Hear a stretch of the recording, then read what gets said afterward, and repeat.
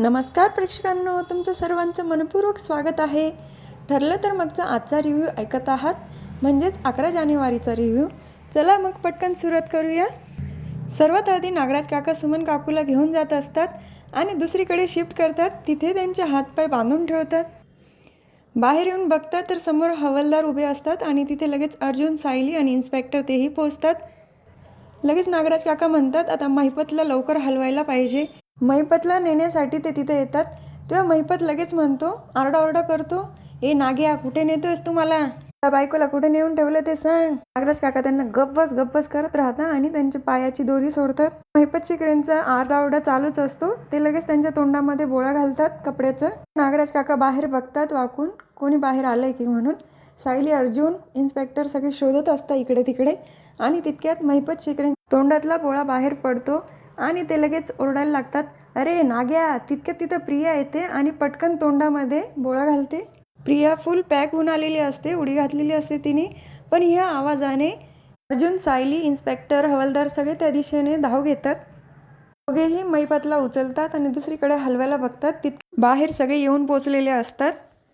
महिपत शिकरे नंतर तोंड बंद असताना पण म्हणून आवाज करतात, पण त्यांचा आवाज काही बाहेर जात नाही. त्यानंतर प्रिया रुमाला औषध लावते आणि त्यांना बेशुद्ध करते. बाहेर जे सगळे उभे असतात, अर्जुन, सायली, इन्स्पेक्टर, हवालदार, त्यांची दिशाभूल करण्यासाठी प्रिया मुद्दाम दुसऱ्या दिशेने जाते आणि तिकडून आरडाओरडा करते. त्या दिशेने सगळे जातात तेव्हा प्रिया पळताना दिसते. तर सायलीचं लक्ष जातं मागच्या बाजूने, पण तिने ब्लॅक कलरचे कपडे घातलेले असतात म्हणून ती काही ओळखली जात नाही. वाचवा म्हणते आणि परत एका मातीचा ढीग असतो त्यामागे लपते आणि तिथं पोलीस, अर्जुन, सायली पण येतात, पण त्यांना काही तिथे दिसत नाही. दुसरीकडे नागराज काका महिपत शिकरेंना तिथून हलवतात आणि प्रिया लगेच जिथे महिपत शिकरेंना ठेवलेलं असतं तिथे येते आणि नागराज काकांना म्हणते, तुम्ही महिपतला इथे ठेवलंय? लगेच म्हणता, हो का? तेव्हा प्रिया म्हणते, तुम्हाला महिपतला गॅरेजमधून बाहेर काढता यावं म्हणून मी या बाकीच्यांना डिस्ट्रॅक्ट केलं. म्हणतात, मग काय उपकार केले प्रिया? तेव्हा प्रिया नाव ऐकल्यानंतर प्रिया लगेच म्हणते, ओ माझं नाव घेऊ नका, तुमची बायको पण आहे मध्ये, का तिच्यासाठी वेगळा महल बांधला आहे? तेव्हा नागराज काका लगेच म्हणतात, काही टेन्शन घेऊ नको, तिला मी बेशुद्ध केलं आहे, 4 वेळा खात्री पण केली आहे. नंतर प्रिया तोंडाला कपडा लावून पॅक करते आणि दोघंही मध्ये जातात. तर दुसरीकडे सुभेदारांच्या घरचा सीन बघायला मिळतो. कल्पना काकू अस्मिताला घेऊन आलेले असतात तिच्या रूमच्या बाहेर आणि तिला म्हणतात, तू मध्ये जाऊन बस, मी तुझ्यासाठी दूध घेऊन येते. तेव्हा अस्मिता लगेच म्हणते, नको ग मम्मा, मला नाही प्यायचं आहे. तेव्हा कल्पना काकू म्हणतात, तुला मी विचारत नाही आहे तर तुला प्यावंच लागणार आहे. दूध घ्यायला निघून जातात आणि अस्मिता रूममध्ये येते. तेव्हा सचिन पण रूममध्येच असतो. त्याला बघून ती खूप चिडते आणि त्याला म्हणते, तुला बोललेलं कळत नाही का? तुला इथून जायला सांगितलं होतं ना? तेव्हा सचिन लगेच म्हणतो, अगं अस्मिता किती चिडते, मी तुझा नवरा आहे, कसं काय मी गेस्ट रूममध्ये राहू? अस्मिता लगेच म्हणते, हो मग त्या दुसऱ्या बाईबरोबर फिरताना तुला आठवलं नाही तू माझा नवरा आहे? तर सचिन म्हणतो, तू जे काय बघितलं ना आता तसं काहीच नाही आहे, ते सगळं विसरून जातो आता, आमच्यामध्ये कुठल्याही प्रकारचा कॉन्टॅक्ट नाही आहे.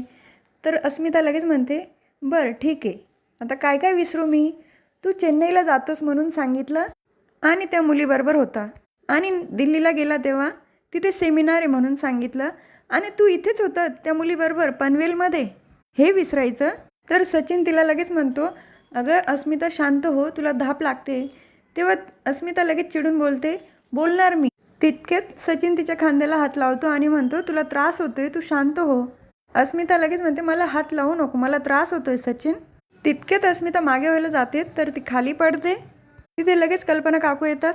अस्मिता सचिनकडे बोट दाखवत असते जेणेकरून त्यांनीच धक्का दिला तिला. तेव्हा कल्पना काकू लगेच सचिनला बोलायला लागतात, तुला कळत नाही का? तुला सांगितलं नाही तर थांबू नको, तुझ्यामुळे तिला त्रास होतोय, इथून लवकर निघ.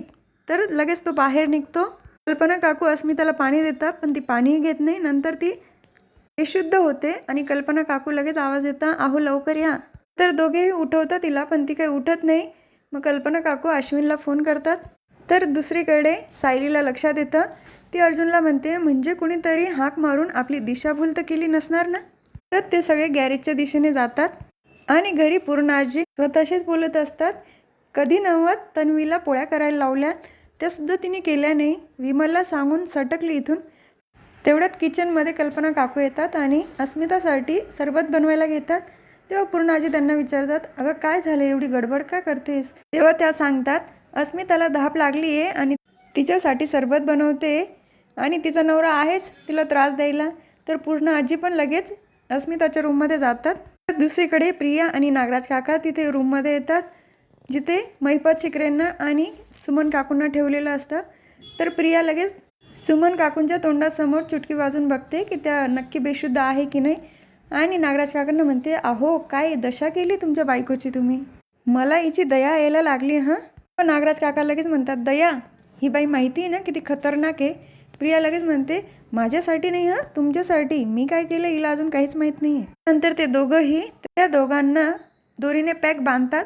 तितक्यात सुमन काकूंना थोडी शुद्ध येते, त्यांना थोडक्यात प्रियाचा चेहरा दिसतो. तितक्यात प्रियाला लक्षात येते की सुमन काकूला शुद्ध आली, म्हणून ती पटकन रुमालाला औषध लावते आणि त्यांना बेशुद्ध करते. तर दुसरीकडे कल्पना काकूंनी सरबत आणलेलं असतं अस्मितासाठी, ती शुद्धीवर आलेली असते, पण ती काही सरबत घ्यायला तयार नसते. तिला सगळे समजून सांगत असतात की असं रडत राहिली तर कसं होईल, थोडं सरबत घे. तितक्यात ती मान टाकून देते. तर सगळे तिला उठवण्याचा प्रयत्न करतात, पण ती काही उठत नाही. तितक्यात अश्विन येतो तिथे आणि तो तिला म्हणतो, अस्मिताई थोडा दीर्घ श्वास घे. अस्मिताई चक्कर आल्यासारखं वाटतंय का? तर दुसरीकडे लगेच अर्जुन सायलीचं सीन दाखवतात. ते परत तिथेच गॅरेजजवळ येतात. सगळे त्या घरामध्ये बघायला जातात. तर लगेच दुसरीकडे सुभेदारांच्या घरचं सीन दाखवतात. तेव्हा अश्विन म्हणतो, थोडं स्ट्रेसमुळे झालेलं आहे आणि आता जर हे परत झालं ना तर खूप डेंजरस होऊ शकतो. आणि तिला म्हणतो, प्लीज एवढा त्रास करून घेऊ नको का. तर दुसरीकडे अर्जुन, सायली आणि सगळे त्या घरामध्ये आलेले असतात. तर तिथे कोणीच नसतं, पण तिथे त्यांना दोरी सापडते. त्यांच्या लक्षात येतं की इथे नक्कीच कोणाला तरी बांधून ठेवलेलं असेल आणि तिथे एक कागद पण सापडतो, त्याच्यावर कालची तारीख असते. तर त्यांच्या लक्षात येतं की आत्तापर्यंत इथं कोणीतरी होतं, म्हणजे त्या माणसासाठी खाण्यासाठी काहीतरी तेलकट पदार्थ आणलेला असेल. अर्जुनला आणि सायलीला दोघांना डाऊट येतो की इथे सुमन काकूच असेल. तर हा भाग इथेच संपतो. पुढील भागात बघायला मिळतं की महिपत शिकरे सुटलेले दिसतात आणि ते फोनवर बोलत असतात नागराज काकांबरोबर. नाक कसलं आहे, गांडूळ आहे गांडूळ. लगेच नागराज काकांच्या लक्षात येतं की महिपत तिथून सुटला आहे. ते लगेच म्हणतात, महिपत शिकरे म्हणतात 101%. तर दुसरीकडे कल्पना काकूंनी अर्जुनला फोन करून सांगितलेलं असतं अस्मिताची तब्येत परत बिघडली. तेच सचिन आणि तिच्यामध्ये थोडी वादावाद झाली, त्यामुळे तब्येत बिघडली. तेव्हा अर्जुन खूप चिडलेला असतो. तेव्हा अर्जुन म्हणतो, आता परत त्याला चान्स द्यायचा नाही, मी परत आल्यानंतर तो घरात दिसला नाही पाहिजे. तर प्रताप काका पण सचिनला धमकावत असतात की तुझ्यामुळे माझ्या मुलीला काही त्रास झाला ना तर तू फासावर कसं जाशील याची काळजी मी घेईल. आणि त्याला धक्के मारून बाहेर काढून देतात, चल निघ. तो प्लीज करतो, पण त्याचं काही ऐकत नाही. तर हा भाग इथेच संपतो. उद्या पुन्हा भेटूया, ठरलं तर मागच्या पुढच्या रिव्ह्यूमध्ये. तुम्हाला माझा आजचा रिव्ह्यू आवडला असेल तर माझ्या व्हिडिओला लाईक करा, शेअर करा, सबस्क्राईब करा, बेल आयकॉन दाबायला विसरू नका. टाटा बाबा अँड टेक केअर.